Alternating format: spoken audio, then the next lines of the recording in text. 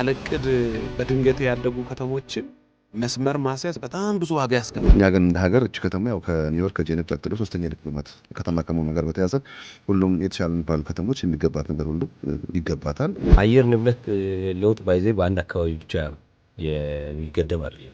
ብዙ የዓለማችን ከተሞች ሁለተኛ ሰከንድ ሲቲ ይሰራሉ። እኛ ጋር አሁን የምናየው ሙከራ ግን እንደው ተጋፍጠንም ቢሆን ትንሽ መስመር የማስያዝ ፍላጎት ያለ አደጋ ተሽከርካሪ መንገድ የለም ስቲል እስካሁን ድረስ። አሁንም በኮሪደር ልማት መንገዶች የሰፉባቸው አካባቢዎች ላይ ቢሆን እሱ ቶሎ በቀለምና በተለያዩ ነገሮች ተለይተው የዚህ ማስ ትራንስፖርት መንገዶችን ማፋጠን ካልተቻለ አሁንም ቀን ሙሉ ፒክ አወር በሆነ ከተማ ላይ ልንውል የምንችልበት ሁኔታዎች ሊኖሩ እንደሚችሉ ይሰማናል። አዲስ አበባ መጀመሪያ ይህን ያህል ሰው እንዲኖርባት ታስባ እየተሰራች የመጣች አይደለችም። በተቻለ መጠን የግለሰብ አሽከርካሪዎች ትንሽ ቢገደቡና ማስ ትራንስፖርት ወይም ደግሞ የብዙሃን ትራንስፖርት አገልግሎትን ያሰፋ የፕላኒንግ አፕሮች ቢደረግ። ሰኔ ላይ በፊት በጣም ብርድና ኃይለኛ ዝናብ የነበረበት ወቅት ነው ያሳለፍነው። ምሳሌ ግን እንደተለመደው አይደለም። ከፍተኛ ሙቀት የነበረበት አደገኛ ፀሐይም የነበረበት ሁኔታዎችን ነው እያየን ያለነው። አዲስ አበባ ምክትሏን የምትበልጣት በ11 ወይም በ12 እጥፍ ነው። ምን ማለት ነው? አዲስ አበባ ላይ ብዙ ፍላጎቶች ታጭቀዋል ማለት ነው። የአየር ንብረት ለውጥ በኔጌቲቭ በኩል ሳይሆን ፖዚቲቭሊ ኮንትሪቢዩት እንዲያደርግ አድርጎ የሚካሄድበት አግባብ ድጋፍ ይሰጠዋል ማለት ነው። እንደ ሀገርም እንደ ከተማም የምንተክላቸው ችግኞች ራሱ ምን አይነት ችግኞች መሆን እንዳለባቸው እሱም በጥናትም በሌሎች ሁኔታዎች መታየት እንዳለበት ይሰማኛል። በጣም ፈጣን ስራ ካልሰራን አዲስ አበባ አንዳንድ ባለሙያዎች እንደሚሉት ትፈነዳለች። እዚህ ከተማ በራሱ ፕላን ሲደረግ ምን ነገሮችን አሟልቶ ነው መገንባት ያለበት? የአዲስ አበባን ፕላን ብንወስድ ሁሉም ጥሩ ናቸው። ከተማ አስተዳደሩ 3-4 ህንፃዎች በቦታ ጠቅሶ መስታወታቸውን አንሱና ቀይሩ ብሎ አውጥቶ በጣም እነሱ ማሳመራቸው ነው። በጣም ወርቃማ የሆኑ የሚያብረቀርቁ መስታወት አለበሷቸው። ግን ሰው መተላለፍ አልቻለም፣ መታየትም አልቻለም። ታክሲ ቆማ አጠብቅም። እርግጥ ህንፃዎቹ አልተነሱም እስካሁን እንዳሉ አውቃለሁ። ስለዚህ ሞቢሊቲ ወይንም እንቅስቃሴ በጥልቀት አስበህ መንገድ ማስፋት ብቻውን መፍትሄ አይደለም። አማራጭ መንገዶችን ማብዛት ነው። እንደው ሰላም ጤና ይስጥልን የተከበራችሁ ውድ ያሉ አድማጭ ቤተሰቦች እንደምን ሰንብታችኋል? ይህ ባለ ፕሮሞሽን አገልግሎትና በአሀዱ ሬዲዮ ጋር ትብብር የተዘጋጀ ወደ እናንተ የሚደርሰው ሳምንት የወልድ ነው። በዛሬውም ዝግጅታችን ሳምንት የጀመርነው የከተማ ፕላንና የአየር ንብረት ለውጥ በኢትዮጵያ ምን መልክ አለው በሚለው ሀሳብ ላይ ለመወያየት 3 ያህል እንግዶችን ጋብዘናል። 3ቱም በሰዓታቸው ተገኝተዋል። እንግዶቼ ዶክተር አማን አሰፋ የከተማ ፕላን ባለሙያ፣ እንዲሁም ዮሐንስ መኮንን አርክቴክት ናቸው። እንዲሁም ወይዘሮ ፋንቱ ክፍሌ C40 ሲቲስ አዲስ አበባ የከተማ አማካሪ ናቸው። ከነዚህ ከ3 እንግዶች ጋር እየተወያየን ቆይታ የምናደርግ ነው የሚሆነው። ከዝግጅቱ ጋር አምደ ወርቅ ንጉሴ አብሬያችሁ ቆይታ ማድረግ ሲሆን ቴክኒኩን በጥራት ወደ እናንተ ማድረስ ነጻነት ኪዳኔ አብራኝ ትቆያለች። እንኳን ደህና መጣችሁ እንግዶቼ። መልካም ሳምንት። በዚህ ሀሳብ ላይ በርካታ ሀሳቦች ተነስተው የተወያየንበት ሁኔታዎች አሉ። ይህን ፕሮግራም ለህግ አውጪ፣ ለህግ ተርጓሚ፣ ለህግ አስፈጻሚ አካላት ብዙ ግባት የሆኑ ነገሮችን ሳምንት እንደተገኙ ተስፋ አድርገናል። ዛሬም እናንተ የምታዋጡት ሀሳብ አሁን እየተሰሩ ያሉ በርካታ ስራዎች አሉ እንደ ከተማ እንደ ሀገር። እነዚህ በሚሰሩበት ሰዓት ላይ መደረግ ያለበት ጥንቃቄና እንዲሁም ሌሎችም ከተሞች የተሻሉ በፕላን የተሰሩ ከተሞች ስንል የሚያስፈልጓቸው ነገሮች በዛ ስር መካተት እንዳለባቸው ይሰማናል። አሁን የአዲስ አበባ ከተማ አስተዳደር ፕላን በየጊዜው ነው ያው የሚከለሰው ስናይ በየ5 ዓመቱ በየ3 ዓመቱ እንዲህ በተለያዩ ወቅቶች ላይ የሚከለስበት ሁኔታዎች አሉ። አንዳንድ ነገራት ግን የ30-40 ዓመት ፕላኖችንም ጭምር የሚከልሱበትና የረጅም ጊዜ እቅዶችን አውጥተው የሚሰሩበት ሁኔታዎች አሉ። ዛሬም በምናነሳው ሀሳብ ላይ በርካታ ጉዳዮች ይነሳሉ ብለን ተስፋ እናደርጋለን። እስኪ የከተማ ፕላን ስንል ምን ማለታችን ይሆን ከሚለው ሀሳብ መልከታችን ዶክተር አማን።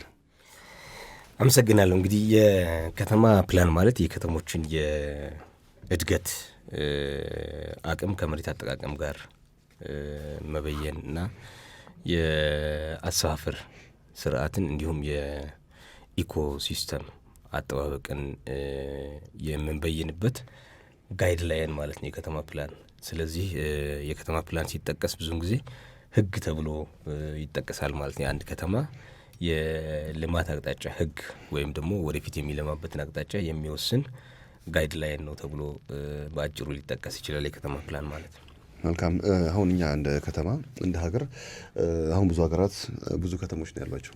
እኛ ግን አንድ አዲስ አበባ ነው ያለችን እና አዲስ አበባ ላይ የሚደረጉ በርካታ ነገሮችን ለማስተካከል የሚደረጉ የመሰረተ ልማት ቅርጽ የመቀየር መሰል ነገሮች በከተሞች በኮሪደር ልማትን በመሰል የተሻሉ ነገሮችን እያየን ያለ ነው እና ሌሎችንም ከተሞች ከማልማት አንጻር ግን ከአሁኑ ከአዲስ አበባ የምንወስዳቸው ልምዶች ወደ ሌሎችም ከተሞች እየወሰድን እንግዶችም ወደ ኢትዮጵያ ሲመጡ ብዙ ከተሞች እየሄዱ የመዝናናት በፕላን የተሰሩ አስፈላጊው ነገሮችም ከዛም ሲያልፍ ደግሞ የአየር ንብረት ለውጡንም በዛ ጎን ለጎን ማየት የምንችልባቸው ሁኔታዎች አሉ። አሁን እኛ ሀገራችን ላይ ያሉ ወይም ከተማችን ላይ ያሉ ህንፃዎችን እንኳን ስናይ ከመስታወት ገጠማ ጀምሮ በህንፃዎች ላይ እንደውም አሁን ቅርብ ጊዜ ከኮሪደር ልማቱ ጎን ለጎን የሚታዩ ጥሩ ነገሮች እንዳሉ ይሰማኛል። ሰው መተንፈሻ ነገር አለው። የህንፃ ጫካ ነበር የከተማ፣ አሁን ደግሞ መተንፈሻ ቦታዎች እየተሰሩ ነው ያሉት። አሁን በዚህ የሚቀጥል ከሆነ በሌሎችም ከተሞች አካባቢ ላይ ለዜጎች የተመቹ ነገሮችን ማየት የምንችልበት ሁኔታዎችን መፍጠር እንችላለን። ሌላ ሀገር ላይ ጥቅም ላይ የማይውሉ ባን የተደረጉ መስታወቶች ጭምር እየተገጠሙ የከተማ ሙቀት የሚጨምርበት ሁኔታዎች፣ ከዛም ደግሞ ከተሞች ደግሞ በፕላን በሚሰሩበት ሰዓት የፍሳሽ ማስወገጃ ስፍራዎችንም ሌሎችም ነገሮች ከግምት ውስጥ ባስገባ ሁኔታ መስራት እንዳለበት ይሰማናል። እና እንደው እንደ አንድ እዚህ ከተማ ነዋሪ ምንድን ነው እስኪ ለከተማችን የምንመኝለትም ነገር ወይ ደግሞ ከፕላኑም አንጻር ያሉ ነገሮች አሁን እየተሰራባቸው ያሉ ነገሮች ላይ ያሉ ጠንካራን ደካማ ጎኖችንም እያነሳን በደንብ እንድንወያይ እንፈልጋለን። አርክቴክት ዮሐንስ አመሰግናለሁ። እንዳነሳው እንግዲህ ዶክተር ቅድም እንደበየኑት ከተማ በቅድ የሚመራ ስልጡን ጉርብትና እንለዋለን እኛ ከሌላው ማህበረሰብ ድሮ የምናውቀው ወይ በገጠር ከሚኖረው የሚለየው በጣም ሰፋፊ ቦታ ላይ ሰው ተበታትኖ ከሚኖርበት እዚህ ደግሞ በጣም ውሱን በሆነ ሀብት በጣም በከፍተኛ ጥግግት ሰዎች የሚኖሩበት ነው። ይሄ ጥግግት ይዞ የሚመጣው የፍላጎቶች መደራረብ ስለሚኖር ይህንን በሰለጠንና በሕግ ማስተናገድ መምራት ይፈልጋል። ስለዚህ በጣም በከፍተኛ ጥንቃቄና በቅድ የምትመራ ነው ማለት ነው ከተማ ቀድሞ በሚታወቅ። ከዚህ የተነሳ ዓለማችን ላይ ያሉት ከተሞችን እንደው በወፍ በረር በሁለት ይከፍሏቸዋል። አንደኛ በቅድ የተሰሩ ከተሞች ታስቦባቸው ለነዋሪዎቻቸው ይህን ያህል ሰው ይኖራል፣ በዚህ ጊዜ ደግሞ ይሄ የነዋሪ ቁጥር እዚህ ይደርሳል ተብሎ ለቤቶች ለመኖሪያ ቤት ፍላጎት፣ ለሞቢሊቲ፣ ለእንቅስቃሴ፣ ሌሎች ጉዳዮች በደንብ ታስበው የተሰሩ ፕላንድ ሲቲስ አሉን። ሁለተኛ ኦርጋኒክ ሲቲስ ናቸው። ኦርጋኒክ ዝም ብሎ ስፖንታኒየስሊ ወይንም እንደው በድንገቴ የሚያድጉ ከተሞች። አዲስ አበባ ከሁለተኛው ትመደባለች። በድንገቴ እያደገች የመጣች ከተማ ነች። ስለዚህ ይሄ ድንገቴነቱ ይዞ የሚመጣው በቅድ ያልተመሩ በርካታ ችግሮች ተወሳስበው ይመጡና አንዳንዴ ከተሞች ሊወጡ የማይችሏቸው በጣም ከፍተኛ ውስብስብ ችግሮች ውስጥ ይከቷቸዋል። ልክ አዲስ አበባ ላይ የምናየውን ትራንስፖርት ረዥም ሰዓት መቆም፣ አንዳንድ ቦታ ላይ በጣም የተጣበቡ መንገዶች፣ በአደጋ ጊዜ እሳት አደጋ መኪና የማይገባባቸው አምቡላንስ የማይወጣባቸው አይነት መንገዶች ይሆናሉ። እነኝን ካለቅድ በድንገቴ ያደጉ ከተሞችን መስመር ማስያዝ በጣም ብዙ ዋጋ ያስከፍላል። አንዳንድ ጊዜ አንዳንድ አገሮች እነኝን ከማስተካከል ይልቅ ብለው ይተዋቸውና ሌላ ከተማ ወጥተው ይሰራሉ። ተዋቸው እነኝን ውስጡን ለቄስ እንደሚባለው አይነት ተከድኖ ይብሳል ብሎ ተተዋቸው ሌላ ከተማ ልክ ናይጄሪያ ላይ እንደና አቡጃ ብዙ የዓለማችን ከተሞች ሁለተኛ ሰከንድ ሲቲ ይሰራሉ። እኛ ጋር አሁን የምናየው ሙከራ ግን እንደው ተጋፍጠንም ቢሆን ትንሽ መስመር የማሳዝ ፍላጎት ያለው በማኔጅመንት በኩል ብዙ ጥያቄዎች እንደሚነሱበት አውቃለሁ። ከእቅድ ከሪሶርስ ሞቢላይዜሽን ከዲዛይን ምናምን ብዙ ሀሳቦች ሊነሱ እንደሚችሉ ገምታለሁ። ግን በሀሳብ ደረጃ እንደው አድማጮች እንዲገነዘቡት አዲስ አበባ መጀመሪያ ይሄን ያህል ሰው እንዲኖርባት ታስባ እየተሰራች የመጣች አይደለችም። የከተማ እቅድ በአንድ ከተማ ውስጥ በየ10 ዓመቱ ይከለሳል። ኢንተርናሽናል ስታንዳርድ ነው። ያ የከተማ እቅድ ምንድነው ታሳቢ የሚያደርገው? ከተሞቹ በምን ያህል ፍጥነት እያደጉ ነው፣ ምን የከተማ ውስጥ ጥያቄዎች እንዴት ይስተናገዱ ነው የሚለው እቅዱ። እንደው የአዲስ አበባን ጉዳይ አድማጮችም እንደው እንትን እንዲሉት መገንዘብ ይኖርብናል ብዬ የማስበው አንዱ ጉዳይ ከሌሎች የዓለማችን ከተሞች የሚለያት በርካታ ጠባዮች አሉ። ችግሮቿን ከሚያወሳስቡባት ጉዳዮች አንዱ ቅድም አንተ እንደጠቀስከው እንደ ሌሎች ሀገሮች ብዙ ከተሞች የሉንም። እኛ አዲስ አበባ ብቸኛዋ ከተማ ነች ለሀገራችን ማለት ይቻላል። እርግጥ በከተማ ደረጃ 1000 ከተሞች አሉ በሀገር ደረጃ ግን በአንደኛ ከተማና ሁለተኛ ከተማ ዓለም አቀፍ የሚታወቅ ምጣኔ ያለ ከሁለተኛ ከተማ ወይንም ከምትከተላት ከተማ በብዙ ርቀት ነው የምትበልጣት። በስታንዳርዱ ቢሆን ኖሮ 1 እጥፍ እንድትበልጣት ወይ 2 እጥፍ እንድትበልጣት ነው የምትጠብቀው። አዲስ አበባ ምክትሏን የምትበልጣት በ11 ወይም በ12 እጥፍ ነው። ምን ማለት ነው? አዲስ አበባ ላይ ብዙ ፍላጎቶች ታጭቀዋል ማለት ነው። ይህንን ስትመለከት ፈጣን የሆነ አርባናይዜሽን አለ። በጣም በፍጥነት ዓለማችን ላይ በጣም በፍጥነት ከሚያድጉ ከተሞች አንዱ አዲስ አበባ ነች። ያ ምን ይዞ ይመጣል? የሀገሪቱ ከውልደት ምጣኔ ሰው ከሚጨምረው በላይ አዲስ አበባ ላይ ስታዩ በእጥፍ ነው። ያ ምን ማለት ነው? አዲስ አበባ ተወልዶ ከሚያድገው በላይ በእጥፍ የሚሆን ወደ ከተማ የሚጎርፋል። በ5ቱም በሮች የተሻለ ኑሮ፣ የተሻለ ስራ፣ ቴክኖሎጂ፣ ሌሎች እድሎች ፍለጋ ሰው ይመጣል። ስለዚህ ይህንን ፍጥነት ታሳቢ ያደረገ በጣም ፈጣን ስራ ካልሰራን አዲስ አበባ አንዳንድ ባለሙያዎች እንደሚሉት ትፈነዳለች ይሏል። ምን ማለት ነው? ነዋሪዎቿን ማስተናገድ የማትችልበት የውሃ አቅርቦት፣ የትራንስፖርት አቅርቦት፣ የቤቶች አቅርቦት ላንችል እንችላለን። ስለዚህ አሁን የምታያቸው ሙከራዎች ሌላ ከተማ ሄዶ ከመስራት ይልቅ አዲስ አበባን በተወሰነ መልኩ ማስተካከል፣ ዋጋ ከፍለንም ቢሆን ጨከን ብለን የማስተካከል ፍላጎት ያለው ቅድም እንዳልኩ ግን በርካታ ከዲዛይን ከቅደም ተከተል ከሌሎች ጉዳዮች ጋር ሊያዙ የሚችሉ ተጨማሪ የባለሙያዎች ሀሳቦች፣ ምክር ሀሳቦች እንዳሉ ሳልዘነጋ እሱን ሙከራ ያለሁኝ። መልካም ጥሩ ሀሳብ ነው አርክቴክት ዮሐንስ ያነሱት። እነዚህ ከተሞች አሁን 1000 የሚጠጉ ከተሞች እንደ ሀገር እንዳሉን ይታወቃል። አሁን ብዙ ጊዜ ስናይ ወደ 2500 ሰዎች አካባቢ ሲኖሩ አንድ አካባቢ ከተማ ይባላል። ያው ጣራ ቆርቆሮ ሲታይ ማለት ነው። አንድ ከተማ ላይ ከሳር ቤት ወደ ቆርቆሮ ሲመጣ ከተማ ይባላል። ግን ከተማ ራሱ ስታንዳርድ አለው ዓለም አቀፍና እኛ ግን እንደ ሀገር እች ከተማ ያው ከኒውዮርክ ከጄኔቭ ቀጥሎ 3ኛ ዲፕሎማት ከተማ ከመሆኗ ጋር በተያያዘ ሁሉም የተሻሉ የሚባሉ ከተሞች የሚገባት ነገር ሁሉ ይገባታል ወይም ልናቀርብላት ይገባል። አሁን የተነሱ ነገሮች አሁን የአደጋ ተሽከርካሪ መንገድ የለንም ስቲል እስካሁን ድረስ። አሁንም በኮሪደር ልማት መንገዶች የሰፉባቸው አካባቢዎች ላይም ቢሆን እሱ ቶሎ በቀለምና በተለያዩ ነገሮች ተለይተው የዚህ ማስ ትራንስፖርት መንገዶችን ማፋጠን ካልተቻለ አሁንም ቀን ሙሉ ፒካወር በሆነ ከተማ ላይ ልንውል የምንችልበት ሁኔታዎች ሊኖሩ እንደሚችሉ ይሰማኛል። የህዝብ ቁጥር ሲጨምር ያው ብዙ ነገሮችን ነው ይዞ የሚመጣው። እች ከተማ ከዚህ በፊት 3 ሚሊዮን ህዝብ ሲባል እኛ ልጆቹን የምንሰማቸው ቁጥሮች አሉ። አሁን ህዝብና ቤት ቆጠራ ካለመካሄዱ ጋር በተያያዘ በቅርቡ ማለት ነው የከተማው ነዋሪ ቁጥር አናቅም።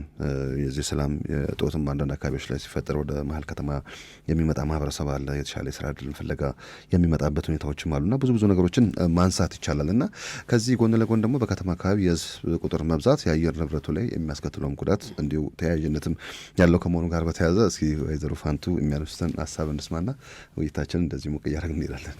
እሺ፣ አመሰግናለሁ። እንግዲህ ያው የተባሉት ነገሮች አሉ። ከዚህ ከከተሜነት የተነሳ አዲስ አበባ ከተማ እያስተናገደች ያለችው በአየር ንብረት ለውጥ በኩል ጉልህ ተጽዕኖዎች አሉ። ጎርፍን ጨምሮ ሙቀትን ጨምሮ የዝናብ ራሱ መፈራረቅ፣ ወቅቱን አለመጠበቅ፣ የዝናብ መጠን እንግዲህ ያለ መዛባት፣ እነዚህ ነገሮች የአየር ንብረት ለውጥ ማሳያዎች ናቸው። የአካባቢ መጎሳቆልም ይታያል፣ የአፈር መሸርሸር። እነዚህ ነገሮች ከዚህ ከእቅድ አንጻር አካባቢንና የአየር ንብረት ለውጥን ያላማከለ የከተማ እቅድ የራሱ የሆነ እንትን አለው፣ የራሱ የሆነ ተጽዕኖ አለው። በተባለው መጠን አዲስ አበባ ከተማ ሜጋ ሲቲስ ከምትባለው የሀገራችን ከተማ አንዷ ናት፣ ብቸኛዋ ናት። ሌሎች ከተሞችም እንደተባለው ቢኖሩም እቅድ ከማቀድ አንጻር ግን እቅድም ከመከለስም አንጻር ግን ትልቅ ሚና ለአየር ንብረት ለውጥ የሚጫወት ተግባራቶችን ለምሳሌ ሙቀትን ከመቀነስ አንጻር፣ የሙቀት አማቂ ጋዞች ከመቀነስ አንጻር ትራንስፖርት ዘርፍ አለ፣ የደረቅ ቆሻሻ ማኔጅመንት ዘርፍ አለ፣ የጤናው ዘርፍ አለ፣ እንዲሁም ደግሞ የኢንፍራስትራክቸር ዘርፍ አለ። በከተማችን የግንባታውን ሂደት አብዛኛውን የመንገድ ግንባታ፣ የህንፃ ግንባታ፣ እነዚህ ተግባራቶች ሲታቀዱ ዘላቂ ልማትን ቀጣይነት ያለው የአካባቢ መጎሳቆልን በሚያስወግድ መልኩ ቀጣዩን ትውልድ ያማከለ በሆነ መልኩ መታቀድ ያስፈልገዋል ማለት ነው። በተባለው መጠን የነዋሪው እየጨመረ ነው። ጥግግት በበዛ ቁጥር እለት ተዕለት የምንተገብራቸው የተለያዩ ተግባራቶች አሉ ለእለት ፍጆታችን።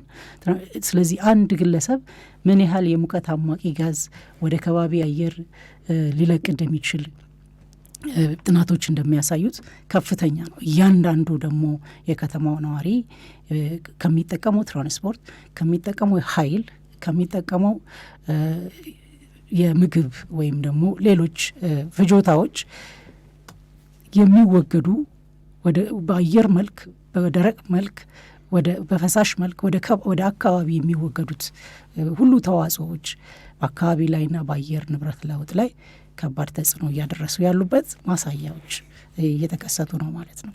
የወንዞች መበከል አለ፣ የአካባቢ መጎሳቆል በግልጽ ይታያል። ይሄ የአየር ንብረት ለውጡ ትልቅ ሚና ነው ያለው የሚል ሀሳብ አለኝ።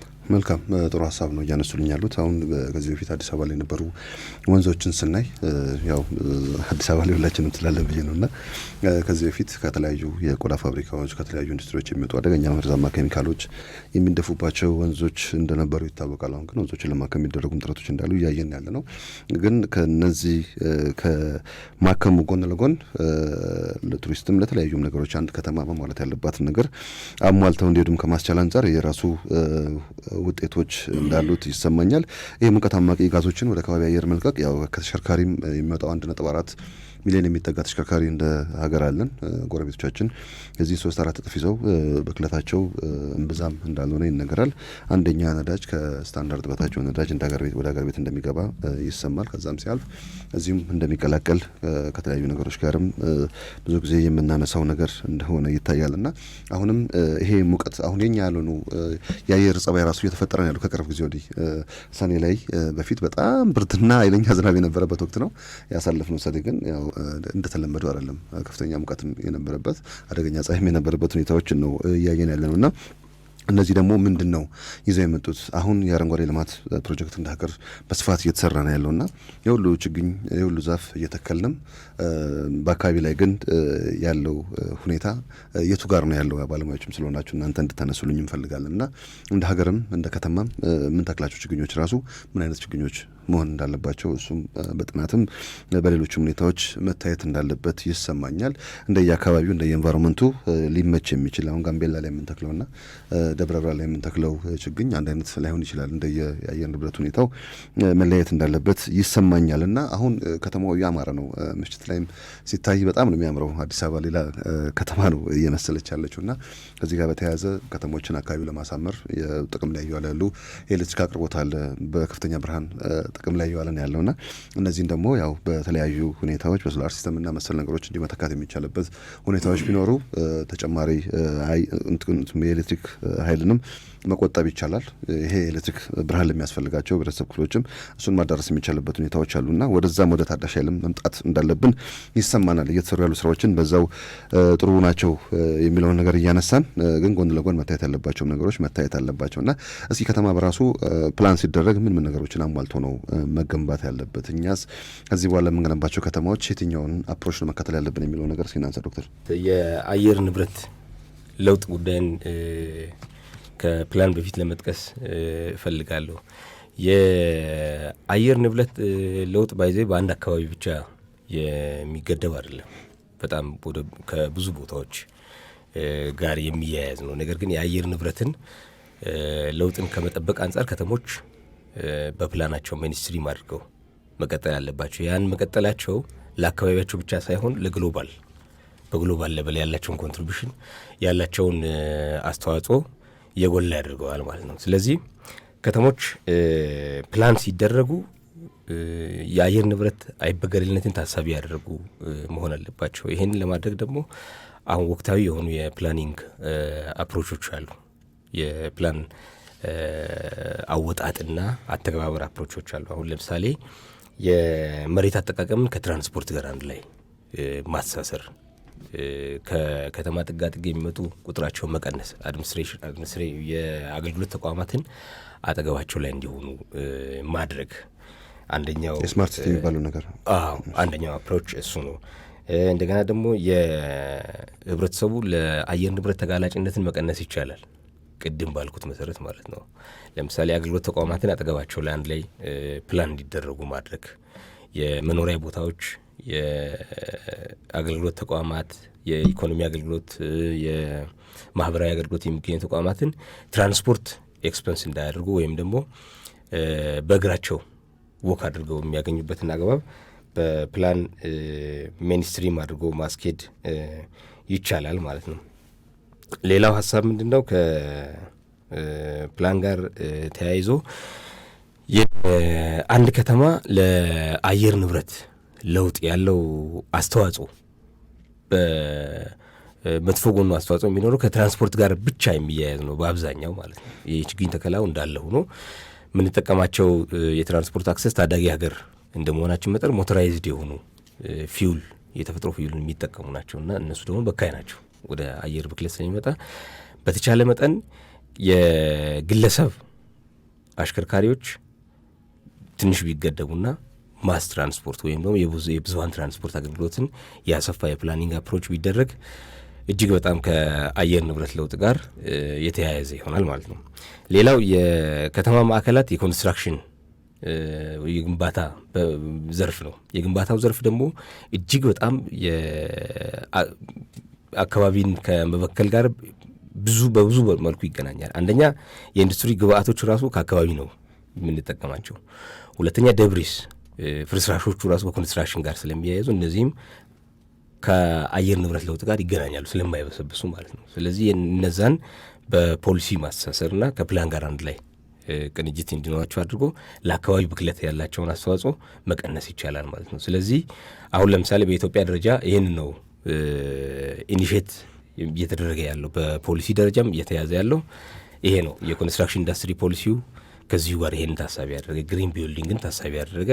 ግሪን ቢልዲንግ ማለት አካባቢን ሳይበክል ለአካባቢ የአየር ንብረት ለውጥ በኔጌቲቭ በኩል ሳይሆን ፖዚቲቭሊ ኮንትሪቢዩት እንዲያደርግ አድርጎ የሚካሄድበት አግባብ ድጋፍ ይሰጠዋል ማለት ነው። ስለዚህ ከተሞች ፕላን ሲደረጉ አንደኛ ከተሞች የቁሳቁስ መተላለፊያ ናቸው፣ የቴክኖሎጂ መተላለፊያ ናቸው። እነዚህን ሁሉ ከአየር ንብረት ለውጥ ጋር አንድ ላይ አስተሳስሮ ምልከታ ያደረገ የስፓሻል ፕላኒንግ አፕሮች ለአየር ንብረት ለውጥ ወይም ደግሞ ለመበከል ከተሞች ያላቸውን አስተዋጽኦ መቀነስ ይቻላል። ያ ማለት ግን ከተሞች አይበክሉም ማለት አይደለም። ከተማ እንደ አንድ ኦርጋኒዝም ነው የሚታየው፣ እንደ አንድ ኦርጋኒዝም ነው የሚታየው። ልክ ሜታቦሊዝም ወይም ደግሞ የስርዓት የአንድ ሰው ስርዓት አለው አይደለ? ይመገባል፣ ሁለተኛ ወደ ሰውነቱ ይሄዳል። ልክ ከተሞቹ እንደዚህ ያላቸው ማለት ነው። ማቴሪያል ኢንፍሎ አላቸው። ማቴሪያል ወደ ውስጣቸው ሲገባ ያ ማቴሪያል ያለው ላይፍ ሳይክል ሁሉ ኢንቫይሮንመንቱን አፌክት የሚያደርግ ነው። ስለዚህ ይህንን የመቀነስ ስራ ነው የሚሰራው እንጂ ከተሞች ሙሉ በሙሉ አይበክሉም ማለት አይደለም። ስለሚበክሉ ነው ሪዚሊየንስ የሚባለው ማለት ነው። እንዲቋቋሙ ማድረግ መቻል ማለት ነው። ከሌላው ከፕላን ጋር ተያይዞ የምህዳር ወይም ደግሞ ላንድስኬፕ ዲዛይን በኋላ አርኪቴክት ይጨምሩበታል። ላንድስኬፕን በደንብ አድርጎ ዲዛይን ማድረግ የከተማ ጎርፍ ለምሳሌ የከተሞቹ የሁልጊዜ ዜናዎች ናቸው። እነዚህ ወደ ድሬዳዋ ብንሄድ፣ አዲስ አበባ ላይ ብንሄድ እነዚህ ጎርፎች እነዚህ ከላንድስኬፕ ዲዛይን ጋር ይገናኛሉ። ስለዚህ ያንን በደንብ አድርጎ ዲዛይን ማድረግ አደጋን ሊቋቋም የሚችል እና የህብረተሰቡን ተጋላጭነት ወይም የሚሰፍሩበት ቦታ ለተፈጥሮ አደጋ ተጋላጭ እንዳይሆኑ በዲዛይን አግባብ በናይበርሁድ ዲዛይን አግባብ ማስተካከል ይቻላል፣ የጠበቀ ማድረግ ይቻላል። ሌላው ፕላን የተደረጉትን ከተሞች የፕላን አተገባበር ችግር ነው እንጂ የፕላን ችግር በኢትዮጵያ ደረጃ የለም። ከ1939 ወዲህ ያሉ ፕላኖች አዲስ አበባ ጨምሮ ችግር የለብንም። እንደ ከተማ የከተማ የፕላን ችግር የለበትም። የኢምፕሊሜንቴሽን ችግር ነው ያለው።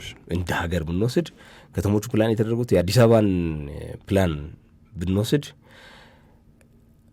ሁሉም ጥሩ ናቸው።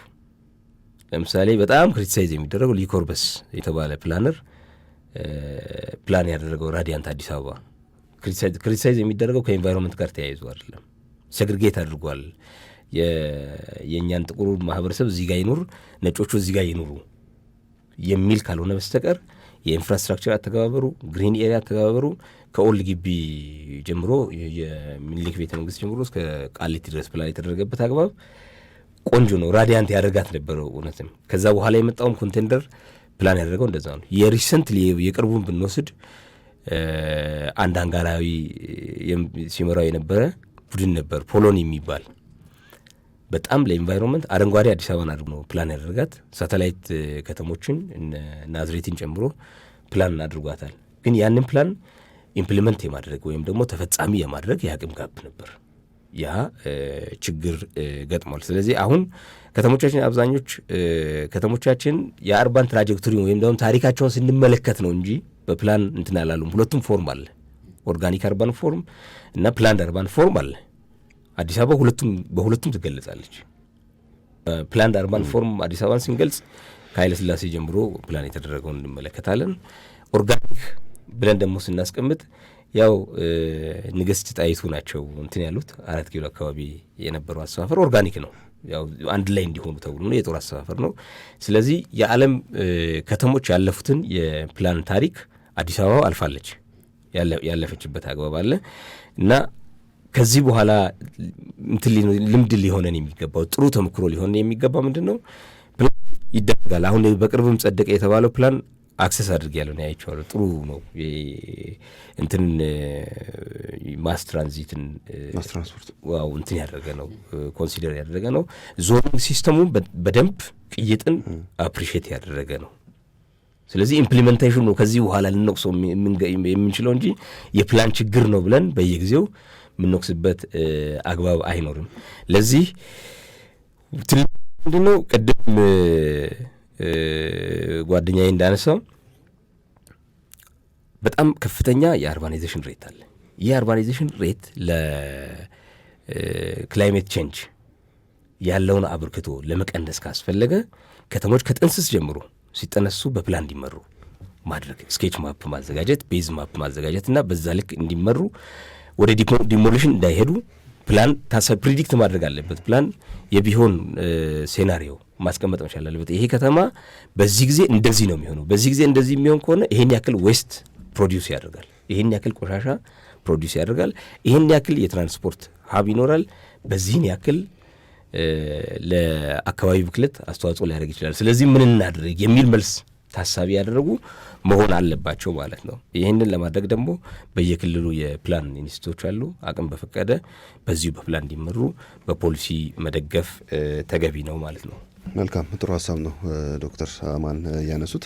ያው ብዙ ሀገራት ላይ ህንፃዎች እንኳን ሲሰሩ መጀመሪያ የህንፃ መገንቢያ ፍቃድ ይሰጣል። ከዛ የህንፃ እየተገነባ ባለበት ሰዓት ላይ ሌሎችም የሚያስፈልጉ ፍቃዶችም በዛው የሚታዩበት ሁኔታዎች አሉ። ከዛ የህንፃ መጠቀሚያ ፍቃድ ይሰጥና ነው ያው አገልግሎት የሚደረገው።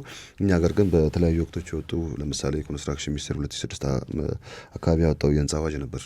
በዛ ላይ የሚካተቱ ነገሮችን እንኳን ስናይ አንዱ ህንፃ ከአንዱ ህንፃ የሚለየበት ሁኔታዎች፣ የግለሰብ ህንፃ በአግባቡ እንዲሰራ የሚገደድበትና በመንግስት ደግሞ የሚሰሩ አንዳንድ ህንፃዎች የጋራ መኖሪያ ቤቶችን ጨምሮ ስናይ ብዙ ነገሮችን ሳሟሉ የሚገነቡበት ሁኔታዎች እንዳሉ እናያለን። አንድ ህንፃ ለመባል ከ4 ፎቅ በላይ በሚሆንበት ሰዓት ላይ ያው ህንፃ ይባላል። የአደጋ ጊዜ መውጫ፣ የአደጋ ጊዜ መሰብሰቢያ፣ የፋየር ቦክሶች እንዲሁም ሃይድራንትም ከአካባቢው መስመር ጋር የተገናኘም የሚካተትበት ሁኔታዎች እንዳሉ ይታያል። ግን አሁን ትልልቅ 15 ህንፃ 21 ህንፃም እየተሰሩ ነው ያሉት። አሁን የጋራ መኖሪያ ቤቶች በ40/60 በ20/80 እና በሌሎችም ሁኔታዎች እየተሰሩ ያሉበት ሁኔታዎች አሉና ባልጸደቀ ፕላን ላይ ጭምር ነው ህንፃዎች ሲሰሩ እንዳለ የምናየውና እንደዚህ አይነት ነገሮች አንድ ሀገር ላይ 2 3 4 የተለያዩ ህጎች ሊኖሩ አይገባም። አንድ ሀገር ደግሞ የምትቆመው በህግ ነውና በዚህ አንጻር ራሱ ህንፃዎች በራሱ ሲሰሩ የአካባቢ ሁኔታንም እንዴት ባገናዘበ ሁኔታ መገንባት እንዳለባቸው በአግባቡ ሳይታወቅ መገንባት ባይኖርባቸው አሁን የአፈር ጥናት ሌሎችም ነገሮች የሚሰሩ ጥናቶች አሉ። በጋራ መኖሪያ ቤቶች ላይ ግን እንደዚህ አይነት ነገሮች የሉምና በጥርፊያ ብቻ ቤቶች እንዲሰሩና ለዜጎች ያን ነገር የማዳረስ አይነት ነገሮችን እንዳሉ ይሰማኛልና አንድ ከተማ የተሻለ ከተማ የሚሆነው ሁሉም መሰረተ ልማቶች እኩል መሄድ ሲችሉና ሀገሪቱ ያወጣቸው ህጎችን ደግሞ ተግባራዊ ማድረግ የሚቻልበት ሁኔታዎች ሲኖሩ የተሻሉ ነገሮችን ማየት እንችላለን የሚል ሀሳብ አለኝ። ብዙ ሀገራት ላይ ያው ሰውና ተሽከርካሪ አይገናኝም። እኛ ግን ዛሬም ሰውና ተሽከርካሪ እኩል እየተገፋፋ ከ5 ሰው በላይ በየአመቱ እያለቀ ያለበት ሁኔታዎች እና የፖሊስ መረጃ ነው እና ደብሊውኤችኦ የሚያወጡት ቁጥር ደግሞ ከፍተኛ ነው እና ይሄ ራሱ ምንድን ነው የሚያሳየው? አንድ ቤት 10 መኪና ካለ 10ሩም መኪና መንገድ ላይ ነው የሚወጣው። ይሄ ከኤሚሽን አንጻርም ብዙ ችግር ነው ያለው። የከተማ ቀላል ባቡር ብለን ሰራን፣ ያው እሱም ፌል እንዳደረገ እያየን ያለ ነው እና እንደዚህ ነገሮችን በስፋት ስናይ ይሄን ከተማ የተሻለ ከተማ ልናደርግ በምንሞክራቸው ነገሮች ላይ ብዙ ችግሮች ናቸው ያሉት። አሁን የፖለቲካ ቁርጠኝነቱን እያየን ነው። አዲስ አበባን ስናይ ጥሩ ነገር እናያለን። የሆነ ባለቤት ያገኘም ይመስላል ከተማው። ያው ብዙ ቦታዎች ላይ የተነካኩ ነገሮች አሉ። የተሻሉ ገጽታዎችንም እያየን ያለ ነውና ይሄ ነገር ወደ ክልል ከተማዎችም ችን ሀገርም የተሻለ ለማድረግ በሚደረገው ጥረት ላይ የራሱን ነገር ይዞ ሊመጣ ይችላል የሚል ሀሳብ አለንና እንዲሁ በአካባቢ ሁኔታን ባገናዘበ ሁኔታ የሚገነባ ከተማና መሰረተ ልማቶች ምን አይነቶች ናቸው? እኛስ ያለንበት ሁኔታ የቱ ጋር ነው የሚለውን ነገር እያነሳን ችግሮች እናንሳና በኋላ ወደ መፍትሄው እንወያያለን። እንግዲህ በተለይ ከተነሱት ጉዳዮች በተለይ ከአካባቢ ጥበቃ ከኢንቫይሮንመንት ጋር የሚገናኙ አንዳንድ ጉዳዮች ማንሳት ፈልጌ ነው። ለምሳሌ በቅርብ ዓመታት ከተማችን በተደጋጋሚ የምንሰማው ጎርፍ ዋነኛ ጉዳዮች ሆነዋል። ቅድም የጠቀስካቸው ለምሳሌ ሙቀት፣ በሙያው ሂት አይላንድ ነው የምንላቸው በጣም ሞቃት አካባቢዎች አሉ። እንደዛ አካባቢ ልትቆይ የማትችልባቸው። በአንዳንድ ሀገሮች ሚራዥ የሚባል ነገር አለ። እንደው አስፋልት ከሩቅ ስታየው የሚንቀለቀል የሚነድ የሚመስልህ ነገር ያ ተንጸባርቆ የሚመለሰው ነው። ምንድነው ከተሞች በግንባታ ወቅት ሀርድ ሰርፌስ የምንላቸው የጠንካራ እና ሪፍሌክቲቭ የሚያንጸባርቅ ሰርፌሶች እየጨመሩ በመጡ ቁጥር ሀርድ ሰርፌስ በፊት በዝናብ በምናምን የሚመጣውን ውሃ ወደ ውስጥ የመስረግ እድሉን እየቀነሰ ይመጣል። ስለዚህ የመስረግ ወደ ምድር ውስጥ የመስረግ እድል እየቀነሰ ሲመጣ ወደ ጎርፍ ነው የሚቀየረው ማለት ነው። ያንን በየጊዜው ደግሞ የጎርፍ መጠኑ እየጨመረ ስለሚመጣ ሀርድ ሰርፌስ ወይንም በግንባታ የምንሸፈናቸው ቦታዎች እየሰፉ ሲመጡ የውሃው መጠን እያደገ ይመጣል። ያንን ሊያስተናግድ የሚችል መሰረተ ልማት ደግሞ የለንም። ጎርፎቹ የሚሄዱበት ፈሳሽ የሚሄዱበት ያሉትም ቢሆኑ በብዙ ችግር የተደፈኑ የተበላሹ ናቸው። ሁለተኛው እየተንጸባረቀ የሚመለሰው ጉዳይ በተጠና መንገድ በብዙ ሀገሮች ለምሳሌ ምጣኔ ያላቸው አንድ ህንጻ ላይ ምን ያህሉ ነው መስታወት የሚሸፈነው፣ ምን ያህል ነው ግድግዳ መሆን ያለበት ምጣኔ ያላቸው በአንዳንድ ሀገሮች 40-60 እንደየከተሞቹ የአየር ጠባይ ይመጠናል። የእኛ ሀገር እሱን አይነት ምጣኔ የለንም። እሱ የሌለን ከከተማ እቅድ ቀጥሎ መስራት ያለበት የሎካል ዴቨሎፕመንት ፕላን ወይንም የአካባቢ ልማት እቅድ አለ። የአካባቢ ልማት እቅድ ለየአካባቢው ጠባይ የተለያየ ነው። ለምሳሌ ለፒያሳ የምንሰራው ለመርካቶ የምንሰራው ለቦሌ ሊለያይ ይችላል እንደየ አካባቢው ጠባይ። እሱ ስለማይሰራ አንድ ሰው ወይ ህንጻውን ሙሉ መስታወት ያደርገዋል ወይ ግማሹ አንጸባራቂ ይሆናል። አንዳንዶቹ ለምሳሌ እግረኛ መንገድ ለሚተላልፈው እግረኛ እንኳን መተላለፍ እስኪቸገር ወይ አንጸባራቂ ይሆናሉ። ታስታውስ እንደሆነ ወደ ኋላ መልሼ ከአንድ 5-6 ዓመት በፊት የከተማ አስተዳደሩ 3-4 ህንጻዎች በቦታ ጠቅሶ መስታወታቸውን አንሱና ቀይሩ ብሎ አውጥቶ ነበር። በጣም እነሱ ማሳመራቸው ነው። በጣም ወርቃማ የሆኑ የሚያብረቀርቁ መስታወት አለበሷቸው። ግን ሰው መተላለፍ አልቻለም፣ መታየትም አልቻለም። ታክሲ ቆም አጠብቅም። እርግጥ ህንጻዎቹ አልተነሱም እስካሁን እንዳሉ አውቃለሁኝ። ይሄ ምንድነው እሱ በጥናት ላይ የተመሰረተ ካልሰራን ኢንቫይሮንመንት ማለት ይሄ ሁሉ ተደምሮ ነው። ከዚሁ ጋር ተያይዞ ለምሳሌ ሀርድ ሰርፌስ እየጨመርን ስንመጣና በሙያው ሶፍት ሰርፌስ ነው የምንላቸው ደግሞ ይሄ ውሃ የሚያሰርጉ ሳር፣ የልባስ የአትክልት ቦታዎች እንደዚህ እያሰፋ ስትመጣ ወደ ምድር ውስጥ የሚሰርግ ውሃ ይኖራል። የከርሰ ምድር ውሃችን እያደገ ይመጣል። አዲስ አበባ እንደምታውቀው ከፍተኛ የውሃ አደጋ ተጋርጦባታል። ያ የከርሰ ምድር ውሃችን እየተመናመነ እያነሰ መጥቷልና ልክ ድሬዳዋ፣ ሀረር ላይ የምንሰማው አይነት የውሃ እጦት ምናልባት አዲስ አበባ ይመጣ ይሆን የሚል የባለሙያዎች ከፍተኛ ስጋት አለ። በፊት በ40 ሜትር ምናምን ቆፍረ የምታገኘው የከርሰ ምድር ውሃ አሁን 100 ሜትር 200 ሜትር ቆፍረ ነው የምታገኘው። እያነሰ ነው ማለት ነው። ይሄ ለምንድን ነው የሆነው? ሁለት መሰረታዊ ጉዳዮች፣ አንደኛ ቅድም ያልኩ ለስላሳ የመሬት ንጣፎች ወይም ሶፍት ሰርፌስ እያነሱ ሲመጡ፣ ሁለተኛ ደግሞ እንደ ውሃ ባንክ የሚያገለግሉን ተራሮች፣ በተለይ አዲስ አበባ ዙሪያ ያሉት ተራሮች ወደ ግንባታ እያዘነበለን መጣንና ያ እንደ ሪዘርቫር ወይ እንደ ታንከር ናቸው። ውሃ ያሰርጋሉ። ከዛ ሎስት ፖይንት ወይም ዝቅተኛ ቦታ ላይ ውሃ ስትቆፍር ታገኛለህ። እነኚህ ሁሉ በጥልቀት መታሰብ አለባቸው ማለት ነው። እንደው ህንጻ ቦታ ስላገኘ እንደው ህንጻ መስራት ቦታ ስላገኘ መንገድ መክፈት ብቻ አይደለም። እነኚህ የአካባቢ ጥበቃ ሀሳቦች በዘላቂነት ከተማ ውስጥ ያሉትን ነዋሪዎች በምቾት ሊያኖር በሚችል ሁኔታ ታስቦ መሰራት አለባቸው። የጠቀስከው የህንጻ አዋጅ ለምሳሌ ሲወጣ 3 መሰረታዊ ጉዳዮችን አድሬስ እንዲያደርግ ነው። የህንጻ ደህንነት፣ እዛ ውስጥ ህንጻ ውስጥ የሚኖሩ ወይንም ከህንጻ ውጭ የሚያልፉ ሰዎች ደህንነት እንዲሰማቸው የሴፍቲ ኢሹ ነው። ሁለተኛ ጤንነት ነው። ህንጻ ውስጥ የሚገለገሉ ሰዎች ጤናማ እንዲሆኑ ህንጻዎች በትክክል ዲዛይን ካልተደረጉና በዲዛይናቸው መሰረት ካልተሰሩ ህንጻውን የሚገለገሉ ሰዎች ህመም ያጋጥማቸዋል፣ ይታመማሉ። እንደውም በእንግሊዝኛ ጥናት አለ ኤስቢሲ የሚባል ሲክ ቢልዲንግ ሲንድሮም የሚባል የህመም አይነት አለ። ሰዎች ነጭ ናጫ ይሆናሉ፣ ራስ ምታት አላቸው፣ የማስመለስ ጤነኛ ህንጻ ካልተሰራ ማለት ነው። ያ ምን ማለት ነው? በቂ ብርሃን የሚተላለፍበት አየር የሚተላለፍበት ሆኖ ዲዛይን ካልተደረገ ማለት ነው። ስለዚህ ከአንድ ህንጻ ጀምሮ ከህንጻ ወጥተህ ከአካባቢው ወጥተህ ደግሞ ከተማዋን አስተሳስረን ካላሰብን እያንዳንዱ ሰው የየራሱ መፍትሄ ብቻ እየሰጠ ምን ይሆናል? የተናበበ ከተማ አይኖርንም። ለምሳሌ የፍሳሽ ማስወገጃ አንዳንድ ጉዳይ ባነሳልህ እያንዳንዱ ህንጻ ያለውን ቆሻሻ የሚያስወግድበት የፍሳሽ ለየብቻ ታንከር እየቆፈረ ሲሰራ ምን ይሆናል? የከርሰ ምድር ውሃ እንዳለ ታች ድረስ ይበከላል። በሳይንሱ ፕሮቶዞዋ ምናምን ዴቨሎፕ ያደርጋል። የከርሰ ምድር ውሃ የመበከል እድል ይኖራል። ግን የፍሳሽ አንዳንድ ከተማችን ላይ ለምሳሌ 4 ኪሎ ቦሌ እንደዚህ አካባቢ የተጀመሩ ስራዎች አውቃለሁ። የከተማ ፍሳሽ አንድ ላይ አስተሳስሮ ወደ አንድ ቦታ ወስዶ ትሪት የማድረግ መልሶም ሪሳይክል አድርጎ የመጠቀም ስለዚህ ከተማዋ ዛሬ የምንኖረው ሰዎች ብቻ አይደለች፣ የእኛ ብቻ አይደለችም፣ የልጆቻችን ናት። ሰስተኔቢሊቲ ወይም ዘላቂነት ዋናው ሀሳብ የዛሬውን ፍላጎት የነገውን ትውልድ ፍላጎት ኮምፕሮማይዝ ሳናደርግ መጠቀም፣ ነገ የማደግ እድሉን ሳንቀማው ማለት ነውና ከተማችን ላይ እነኚህ ስራዎች አሁን የተጀመሩ ስራዎች የማያቸው አሉ፣ በበጎነት የማያቸው ግን ለምሳሌ አንዱ የከተማችን ችግር ትራንስፖርት ከሆነ አንድ ከተማ በዓለማችን ላይ ከተሞች ይወዳደራሉ፣ ኢንዴክሶች አሉ። ከተሞችን ስናወዳደር ምርጥ ከተማ ነች ገሌ የሚያስብላት ተብሎ ይመረጣሉ ከተሞች። ማወዳደሪያዎቹ ምንድን ናቸው? አንደኛ ሞቢሊቲ ነው፣ እንቅስቃሴ በፍጥነት ከአንድ ቦታ ተነስተ በፍጥነት ያሰብክበት ቦታ። ቅድም ዶክተር ለምሳሌ ሲያነሳ ይሄንን ለማካካስ ለምሳሌ ከተሞቹን በቅይጥነት ዲዛይን ማድረግ፣ እዛው አካባቢ ማርኬት እንድታገኝ፣ አገልግሎት መስጫ ተቋማት እንድታገኝ ቅይጥ ካረግናቸው ጤናማ ይሆናል። ግን አሁን አዲስ አበባን ለታዘባት ማታ ከ10 ሰዓት በኋላ ወደ ሴምሲ ወደ እናንተ ስቱዲዮ ጨምሮ መምጣት አይቻልም አይደለ? ምክንያቱም ሰዎች ሁሉ ወደ ማደሪያቸው ወደ ሴምሲ እየመጡ ነው፣ ወይ ደግሞ ወደ ሰበታ መስመር በአምስቱ መውጫ ሰው እየወጣ ነው። ምን ማለት ነው? ዶርሚተሪ ሲቲስ የምንላቸው አሉ በዓለማችን ላይ። መኖሪያ አንድ ሰፈር ተሰብስቦ ነው አገልግሎት ለማግኘትና ለመስራት መሀል ከተማ ትመጣለህ፣ ለማደር ትወጣለህ። ስለዚህ መውጫና መግቢያ ሰዓት ላይ ራሻወሩ በጣም ሰው 1 ሰዓት 2 ሰዓት በላይ ትራንስፖርት ላይ ይሰለፋል። ከዛ መኪና ውስጥ ገብታ 1 ሰዓት ትጓዛለህ።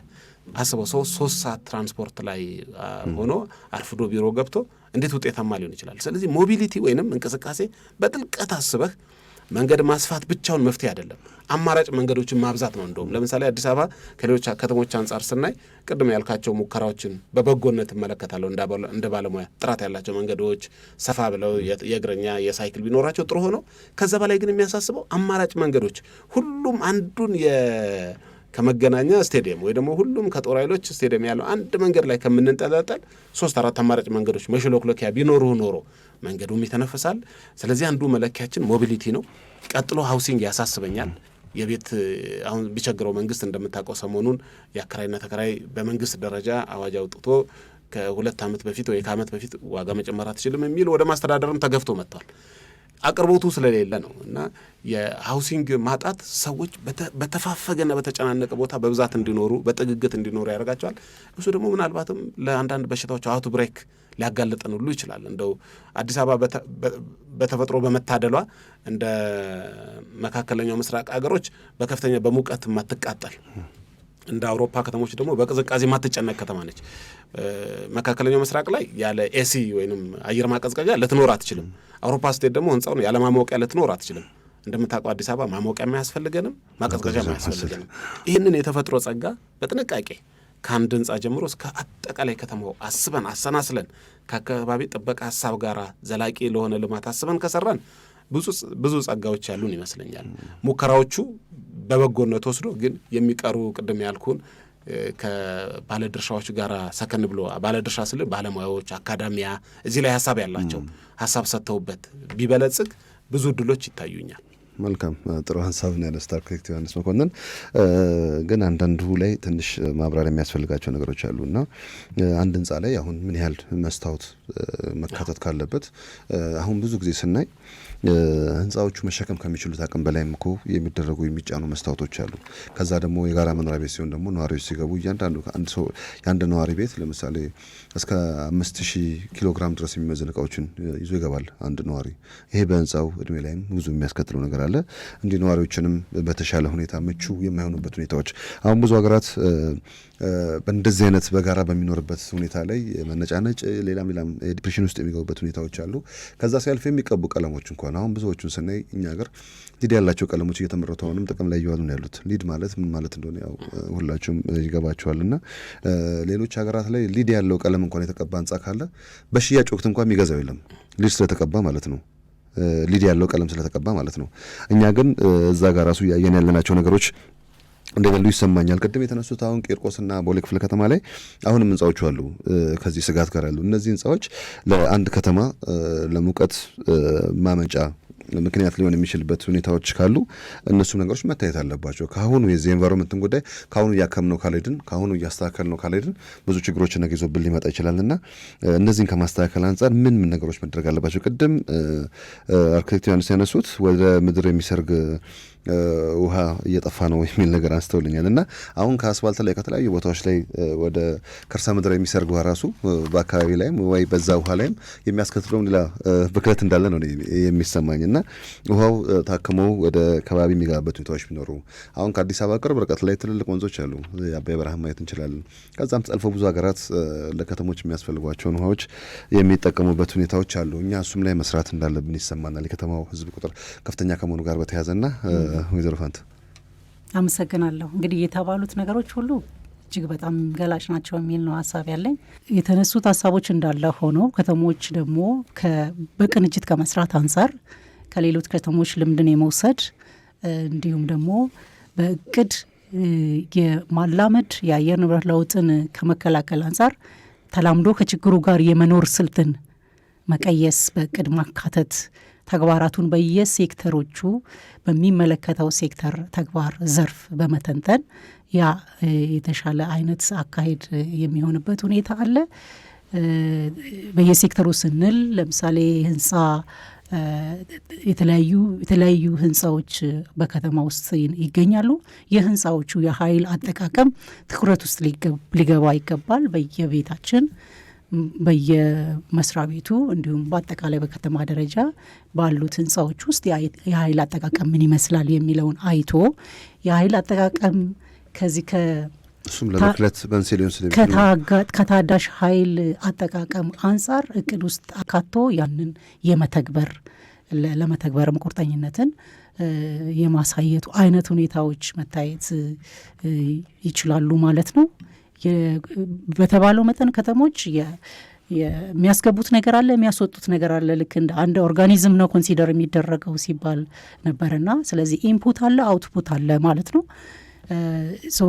የሚጠቀማቸውን አገልግሎቶች ተጠቅመን ስናበቃ የሚወጣ በማንኛውም በደረቅም በፍሳሽም ሆነ በአየር መልክ የሚወጣውን ደግሞ እንዴት አድርገን ማስተዳደር ይገባናል የሚለውን ይሄ የቀጣይነት ያለው አይነት እና መጪውን ትውልድ ያገናዘበ እቅድ መኖሩ ትልቅ ነገር ነው። ያ ሲታቀድ እንዴት አድርገን የደረቅ ቆሻሻ አወጋገዳችንን እናዘምናለን? ምንስ አይነት በጎ ቴክኖሎጂዎች አሉ? ምንስ አይነት ደግሞ እንመጣለን ወደ መፍትሄዎቹ እንመጣለን። ጥሩ እነዚህ ነገሮች አንዱ እንግዲህ በአየር ንብረት ለውጥ ከመቀነስ አንጻር በእቅድም መካተት የሚገባው ነገር ነው ማለት ነው። ስለዚህ የተለያዩ የአየር ንብረት ለውጥ የአዲስ አበባን የአየር ንብረት ለውጥ እቅድ ስንመለከት በተባለው መጠን በየሴክተሩ ሜንስትሪም መደረግ አለባቸው ማለት ነው። ሴክተሮች እቅዳቸውን ሲያቅዱ ወይም ደግሞ ከተማ በአጠቃላይ እቅድ ሲያቅድ የህብረተሰቡን ደህንነት እንዲሁም ደግሞ የአካባቢን ደህንነት ተጨማሪ ደግሞ የአየር ንብረት ለውጥን የመቋቋም አቅም ከመገንባት አንጻር እነዚህ እይታዎች ያው በተቻለ መጠን እየታዩ ያሉት እየተሄደበት ያለው ሁኔታ ጥሩም አለ፣ እንዲሁም መሻሻል የሚገባውም ደግሞ ዘርፈ ብዙ የሆኑ ችግሮች እየተከሰቱ ያሉት በዛ አይነት አግባብ ይመስለኛል እንደኔ። መልካም። የአካባቢ ብክለትን ከዚሁ መያዝ ካልቻለን ነገ ሰው አልባ የሚሆኑ ከተሞች ቁጥራቸው ሊጨምር የሚችልበት ሁኔታዎች እንዳሉ ይሰማኛል። የሚሰሩ ስራዎች ያው ከፍተኛ ነው መሆን ያለበት ከዚህ ከብክለቱ ጋር። አሁን በከተማ ክልል ላይ ብዙ ኢንዱስትሪዎች እኮ አሉ። አሁንም ብዙ የሚበክሉ ኢንዱስትሪዎች አሉና እነዚህን ራሱ ከፕላን ጋር በተያያዘም ትናንት ከተማ ያልነበረው አካባቢ ዛሬ ከተማ ሲሆኑ እነዚህ ኢንዱስትሪዎች ግን ከአካባቢ መውጣት አለባቸው። ወንዞችን እየበከሉ ያሉት ሌላም ነገር። አሁን የዚህ ሙቀት መጠን ሁኔታ ስናይ አመቱ ሙሉ ቢምቢዎች አሉ በየቤታችን። አሁን በጣም አብሶ የጋራ መኖሪያ ቤት ላይ ቢምቢ ሲሆን መቀመጫ እየከለከለ ነው። ይሄ ደግሞ በበሰፋ ቁጥር ነገ ለወባ በሽታና ከተሞች አካባቢ የጠፉ በሽታዎችም ጭምር ሊቀሰቀሱ የሚችሉበት ሁኔታዎች ከመኖራቸው ጋር በተያያዘ እንዲሁ በጤና ፖሊሲም ላይ ጫና እያሳደረ ነው ያለው። የተሽከርካሪ ጭስ ብክለትን ካየ ነው ብዙ ሰው የመተንፈሻ አካል ችግር እየገጠመ ነው። አሁን አዲስ አበባ ላይ የአገሪቱ ያሉ ተሽከርካሪዎች ከ70% በላይ እዚህ ከተማ ከመኖራቸው ጋር በተያያዘ ብዙ ችግሮች ናቸው እያስተናገድን ያለ ነው። የባቡር ማካፈያዎችን ማየት እንችላለን። ቢጫ የነበረው ጠቁሮ ሌላ ከለር ይዘዋል። አዲስ አበባ ላይም በጎርፍ ምክንያት የሚሄደው ፍሳሽ በከፍተኛ ሁኔታ በተሽከርካሪ ጭስ የተበከለ መሆኑ ጋር በተያያዘ በሰው ጤና ላይም ጉዳት ሊያስከትል የሚችልበት ሁኔታዎች እንዳሉ ይሰማናል። አሁን በየጎዳናው ዛፎችን እየተከልን ነው ያለ ነው እና ይሄ የከተማውን ብክለት ራሱ ከመቀነስ አንጻር ያላቸው ሚናም ካለ እሱ ላይ እንደው ብንነጋገርበት ጥሩ ነው። እንደዚህ አይነት ከተሞች ምን አይነት ዛፎች ናቸው ራሱ መተከል ያለበት የሚለውም ነገር በማስ እየተወጣ ያው ችግኝ እየተከለ ነው ያለው። ግን ምን አይነት ችግኞች ናቸው? ያው ባለፈው ሳምንት እንደተነሳው ሀገራችን የራሷ የሆኑ ደን ውጤቶች ወይም ሀገር በቀል ዛፎች ያሉበት ሁኔታዎች አሉ። የከርሰ ምድር ውሃውን ግን ቅድም አርክቴክት ዮናስ እንዳነሱት ስጋትነት የበለጠ ሊፈጥሩ የሚችሉ ዛፎችን የምንተክል ከሆነ ያሉን የከርሰ ምድር ውሃዎችን አሁን አንዳንድ ዛፎችን ካየን ረጅም ነው እንትናቸው ስራቸው። በዛ ልክ በረዘመ ቁጥር ደግሞ የከርሰ ምድር ውሃውንም አንድ ዛፍ በርካታ ውሃ ሊወስድ ይችላል። የኛ ደግሞ ሀገር በቀል ሆኑ ደግሞ እንዲሁ ጥናት ተደርጎባቸው ለእኛ የአፈርና የአየር ሁኔታችን የተሻሉ የምንላቸው ዛፎች ደግሞ ሲተከሉ አካባቢውንም አስጠብቀው እኛ የምንፈልገው ነገር እንድናገኝ ዝናብ እንድናገኝ የሚያደርግበት ሁኔታዎች አሉና እነዚህም ከአንድ ከተማ ፕላን ጋርና እንዲሁም የአየር ንብረትን ለውጥ ከማስጠበቅ አንጻር የራሱ ሚና አለውና ይህን ከማድረግ አንጻር እኛ የቱ ጋር ነው ያለ ነው? እስኪ እናንሳ ብቻ አንዳንድ ነገሮች። በተለይ አሁን ካነሳው የመጨረሻ ጉዳይ ልነሳና በቅርብ ዓመታት በተለይ ባለፉት 6 ዓመታት ኢንቴንሲቭሊ ችግኝ በተከል ዛፍ የመትከል ኢኒሼቲቭ አለ። ይህንን በበጎነት መቀበል ተገቢ ነው፣ በቅንነት መቀበል ተገቢ ነው ላለው በሀገራችን ከዚህ በፊት እንደዚህ አይነት የተለያዩ ኢኒሼቲቮች ነበሩ። በደርግ ጊዜ ታስታውስ እንደሆነ አሁንም ድረስ ከአዲስ አበባ ተነስተው አዳማ የሚሄዱ ሰዎች በግራና በቀኝ በኩል የሚያገኟቸው አንዳንዶቹ 3 months ትሪ ይሏቸዋል፣ 3 months ትሪ ይሏቸዋል። የዛፍ አይነቶች ያን የተተከሉ ናቸው። በተለይ በዚህ ጊዜ ደግሞ በጣም ኢንቴንሲቭ ስቴት ስፖንሰርድ የሆነ የሀገሪቱ መሪ በቀዳሚነት ነው ከፊት ሆነው የሚመሩት የአረንጓዴ ሽፋን ኢኒሼቲቭ መኖር ዛፍ እንትከል የሚለውን ሀሳብ ሌሎች ብዙ ችግሮች እንዳሉ ሳልዘነጋ በጣም ተገቢ ነው ብዬ ወስዳለሁ። ግን ይሄ ኢኒሼቲቭ ብቻውን ውጤታማ አይሆንም። ከቀጥሎ ምን ይመጣል? አብሮ በእውቀት የሚመራ በቅድ የሚመራ ባለቤት ያለው ከሆነ ውጤት ያስገኝልናል። እንደው በቅንነት እንትከል ብለን ብቻ እንዳልከው ቅድም እንዳነሳው በዘመቻ ግር እያልን እየወጣን እኔ አንዳንድ ጊዜ ችግኝ ጥለን የምንመጣ ይመስለኛል። እኔ የምኖርበት ሰፈር እኔ ፐርሰናሊ የምኖርበት ሰፈር ባለፉት ዓመታት 4 ጊዜ በዘመቻ ተወጥቶ የተተከለበት አንድ ቦታ እኮ ነው። ቦታው ተመሳሳይ ነው። በየክረምቱ ግን በዘመቻ ተወጥቶ ይተከላል። አንዱም አይጸድቅም፣ አንዱም የለም። እንደሱ አይነት ከሆነ ዝም ብሎ እንደውም ጉዳቱና ብክነቱ ነው የሚታየኝ። በሙያ ቋንቋ ስንናገር ዛፎችን በ3 መሰረታዊ ከተማ ላይ በተለይ የገጠሩን ትቼ ከተማ ላይ ዛፎች ስንተክል ዲዛይን ስናደርግ የገጸ ምድር ዲዛይን ስናደርግ አንዳንዶቹ ዲኮሬቲቭ የምንላቸው የዛፍ አይነቶች አሉ። አበባ ያላቸው የአካባቢ ስነ ምህዳር ወይም አርባን ኢኮሎጂውን የጥሩ የሚያደርጉ መዓዛ ያላቸው አበባ ያላቸው ቢራቢሮ እንደዚህ እንዲስቡ ተደርጎ የሚመረጡ የዛፍ አይነቶች አሉ ዲኮሬቲቭ። ሁለተኛ ስክሪኒንግ የምንላቸው የዛፍ አይነቶች አሉ። የሆነ ቦታ ሸፈን ጋረድ እንዲያደርጉልን የምንፈልጋቸው ጥላ እንዲፈጥሩ ስክሪን እንዲከልሉ ነው፣ ከለላ ነው። ሶስተኛ ደግሞ ሼዲንግ የምንላቸው የጥላ ኢፌክት ያላቸው አሉ። እነኝን የቱ ጋር ልትከል ብለህ ስትመርጥ ለምሳሌ እግረኛ ወኮይ ብለህ የሰራቸው ላይ ስክሪኒንግ ካረግ አይጠቅመውም። ወኮይ ላይ ጥላ የሚያደርጉ ሰዎች ቁጭ እንዲሉ እንዲሄዱባቸው ልታረግ ትችላለህ። የትራፊክ ቦታ ላይ የሻዶ ወይንም ጥላ የሚያደርጉ ካረግ አደጋ ነው የምትፈጥረው። ስለዚህ የምንመርጣቸው የዛፍ አይነቶች ቅድም ካልከው ከስነ ምህዳር፣ ከአካባቢ ውበት፣ ከጤንነት ጋር ተገናዝቦ በእውቀት ዲዛይን ቢደረጉ በጣም ጥሩ ነበር። አንደኛው ኢኒሼቲቭን የበለጠ ዋጋ እንዲኖረው ዘመን ተሻጋሪ ወይም ዘላቂ እንዲሆን ያደርገዋል። አንደኛው ይሄኛ ነው። ሁለተኛ ግን ባለቤት ለምሳሌ በሆነ ዘመን የደንና ዱር አራዊት የሚባል መስሪያ ቤት አለ። እሱ ነበር ቴክ የሚያደም አሁን በኢኒሼቲቭ ወስደን እንተክላቸዋለን። አንዳንዴ ጥሎ መምጣት ነው ምልህ። ለምንድን ነው እሱ ተከታትሎ ጥበቃ ማድረግ፣ እንስሳት እንዳያበላሹ፣ ትግረኛ እንዳያበላሸው መጠበቅ፣ መንከባከብ፣ መኮትኮት፣ ውሃ ማጠጣት ቢያንስ 1 ዓመት 2 ዓመት እስኪሆናቸው ከዛ ራሳቸውን ይችላሉ። አንዳንድ ቦታዎች ሙከራዎች እንዳሉ ዘንግቼ አይደለም። ለምሳሌ የአካባቢ ሰዎች ሰብሰብ ብለው ይቀጥራሉ በራሳቸው የሚንከባከብ፣ ከዛ ውሃም በማጠራቀሚያ ያስቀምጠው ለማጠጣት ይሞክራሉ። አሁን ያለውን በጎ ኢኒሼቲቭ ሁሉም ቦታ በሁሉም ክልሎች የሚጋባ ከሆነ ለምሳሌ የከርሰ ምድር ውሃችን የበለጠ እየበለጸገ ይመጣል። በነገራችን ላይ ዛፍ መትከል በራሱ ኢንቫይሮንመንቱን ቀዝቀዝ ያደርገዋል። ሙቀቱን ቀዝቀዝ ማድረግ ብቻ ሳይሆን ውሃ ይይዛል። ወደ ምድር ውሃ የማስረግ እድሉን እየጨመረ ይመጣል እንጂ ውሃ ብዙ የሚሻማው ነው አይደለም። እርግጥ መመረጥ ያለባቸው የዛፍ አይነቶች አሉ። ለምሳሌ ተንሸራታች የሆኑ ገጸ ምድር ያለባቸው ቦታዎች ላይ መሬት ቆንጥጦ የሚይዙ ስራቸው ሰደድ ያለ እንተክላለን። አንዳንድ ቦታ ደግሞ እንደሱ ላትፈልግ ትችላለን። ይሄ ከሆነ የከተማዋ ስነ ምህዳር የመሻሻል እድል ያለው ይመስለኛል። ያ ኢኒሼቲቭ በየቤቱም በምኑም ታያለ። ግን ይሄ ምንድን ነው አንድ አጠቃላይ ማስተር ፕላን እንለዋለን። ዘላቂ ለረዥም ጊዜ ለ10 ዓመት ከተማ እንዲህ ሆና ነው የምንፈልገው። በዛ ጊዜ ይህን ያህል የካርቦን ልቀትን መቋቋም የሚችሉ አማቂ ዛፎችን ተክላለን፣ የምንመርጣቸው እንደዚህ ናቸው ብለን ትመርጣለን። የበረሃ ዛፍ አሁን ከተማ ውስጥ አምጥተህ ብተክለው ይሄ ኒድል ላይክ የምንላቸው የቅጠል አይነት አላቸው፣ መርፌ የሚመስል ሽዋሽዌ በተለምዶ የምንለው አይነት፣ እነሱ ውሃ እንዲቆጥቡ ተደርገው ለበረሃ የተሰሩ ናቸው። እሱን አምጥተህ ከተማ ውስጥ ከምታደርግ የከተማ ጠባ ያላቸው የከተማ ዛፍ ልትመርጥ ትችላለህ። ወይ ደግሞ ዋርካ አምጥተህ ከተማ ላይ ልትከለው ካልክም አይሆንም። ደግሞ በጣም ሰፊ ስፔስ ይፈልጋል፣ ግዙፍ ቦታ ይፈልጋል። ስለዚህ በእውቀት ላይ ተመስርቶ በባለሙያ መመረጥ አለበት፣ መመራት አለበት። ከዛ ደግሞ ዘላቂ እንዲሆን ጥበቃና እንክብካቤ ሊደረግላቸው ይገባል። ጅምሩንና ኢኒሼቲቭን ግን በበጎነት